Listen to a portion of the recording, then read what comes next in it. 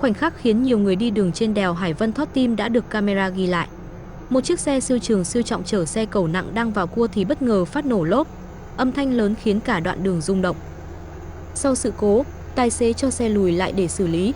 Tuy nhiên chỉ vài giây sau, một chiếc lốp khác tiếp tục phát nổ khiến tình huống càng thêm nguy hiểm. Theo các chuyên gia, việc chở khối lượng cực lớn, cộng thêm đoạn cua gấp với ma sát cao có thể dẫn đến tình trạng quá tải, quá áp lực lên lốp, gây ra nổ liên tiếp. Đây là hiện tượng không hiếm khi xe siêu trọng di chuyển trên đèo dốc. Rất may vụ việc không gây thương vong, nhưng là lời nhắc nhở quan trọng, người dân khi tham gia giao thông gần các xe tải siêu trọng, đặc biệt trên đèo dốc, cần giữ khoảng cách an toàn và tuyệt đối không đi song song để tránh rơi vào tình huống nguy hiểm khó lường.